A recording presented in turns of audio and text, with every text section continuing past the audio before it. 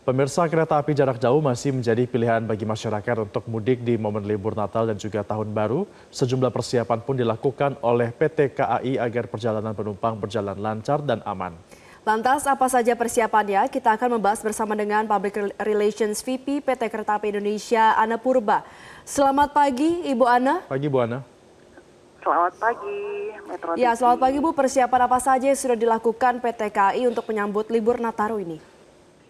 Iya, jadi kita memang ada 8 langkah yang kita siapkan ya, karena kita mengutamakan safety nih. Jadi yang pertama kita sudah ada ram check, yang kita sudah menyelesaikan juga bersama dengan Dirjen Perkeretaapian. Ini memastikan semua fasilitas stasiun, juga sarana dan prasarana ini memang siap untuk mengangkut untuk angkutan Nataru ini. Kemudian kedua kita baru saja menyelesaikan ada namanya kereta inspeksi ya. Kereta inspeksi ini bersama dengan Dirjen Perkeretaapian dan KNKP juga untuk langsung kami berangkatkan dari jalur utara dan selatan itu sampai ke Ketapang, Banyuwangi dan juga sampai ke Malang untuk memastikan prasarana ini memang berjalan ya dengan baik dan semua pekerjaan untuk angkutan Nataru ini memang kita selesaikan gitu ya. Terutama kita ada perbaikan prasarana dan sarananya. Yang ketiga kita menyiapkan adanya kereta tambahan sebesar 52 sampai 54 kereta tambahan. Ini kapasitasnya per hari itu 200 ribu penumpang yang dapat dimanfaatkan untuk kereta jarak jauh ataupun dalam kota ya antar provinsi.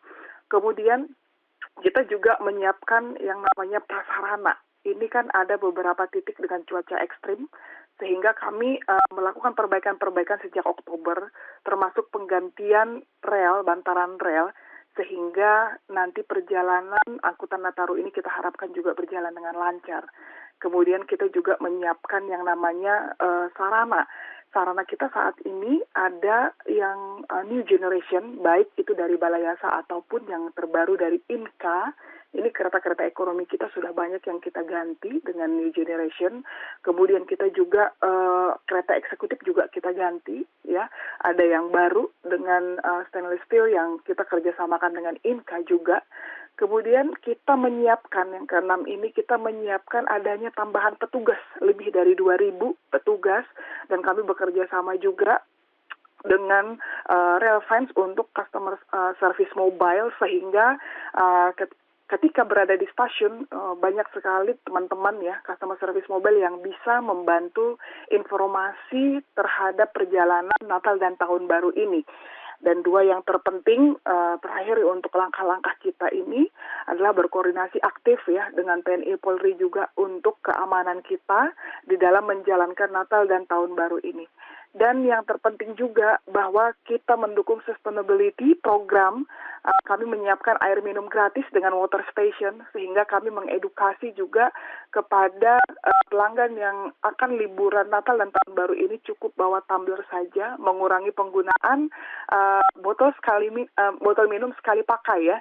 Sehingga mereka bisa menggunakan tumbler dan memanfaatkan fasilitas water station yang ada di stasiun-stasiun kami dan pemasangan FR ini kita face recognition kita tambah supaya mengurangi antrian juga tidak perlu cetak tiket sehingga dimudahkan gitu. Jadi ini yang kita lakukan untuk angkutan Natal dan Tahun Baru sehingga kami berprinsip bahwa safety itu adalah hal yang utama dan kita juga memberikan pelayanan dengan customer experience dan juga kenyamanan dalam menggunakan kereta api selama Natal dan Tahun Baru. Ya, Bu Ana, kalau itu prasarana dan juga sarana yang disiapkan, lalu bagaimana dengan ketersediaan tiket? Sudah berapa banyak tiket yang terjual dan apakah masih ada sisa untuk yang ingin mudik? Siap. Jadi kita menyiapkan itu hampir 3,5 juta ya, 3,5 juta untuk tiket baik dia dari kereta jarak jauh ataupun lokal yang dikelola oleh KAI gitu ya. Kita total ada 45 juta itu untuk komuter lain juga ada, WUS juga ada dan LRT. Nah, untuk kereta jarak jauh ini sampai tadi dini hari itu sudah menuju 1,4 juta artinya 1,4 juta ini untuk hari-hari tertentu ini sudah full, terutama ada yang ekonomi dan eksekutif. Puncaknya dari Jakarta itu sekitar tanggal 22-23, ini anak-anak sekolah kan sudah mulai libur ya. Dan kami melihat juga di sini ada beberapa tujuan favorit seperti Jogja, Solo itu yang pertama, kemudian Surabaya, Semarang ya.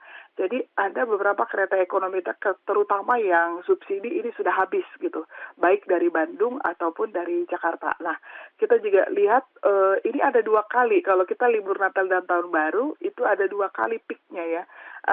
Habis Natal dan Tahun Baru ada yang pulang dan pergi itu sekitar tanggal 28.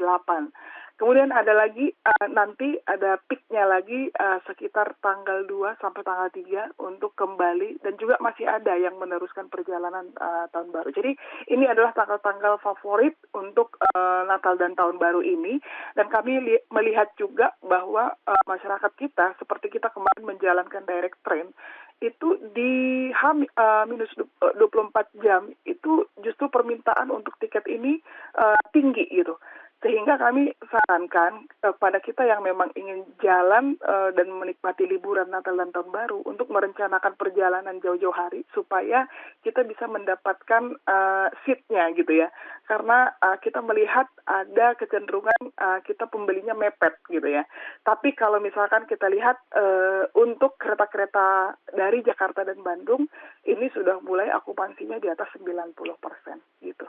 Oke, sudah ada yang sampai dengan di atas 90% dan diimbau untuk jangan beli tiket 24 jam sebelum perjalanan ya, agar bisa mudik, jangan sampai kehabisan tiket seperti itu. Baik, terima kasih Public Relation Vice President PT KAI sudah bergabung bersama kami, Ibu Ana Purba. Selamat kembali bertugas. Jelajahi cara baru mendapatkan informasi. Download Metro TV Extend sekarang.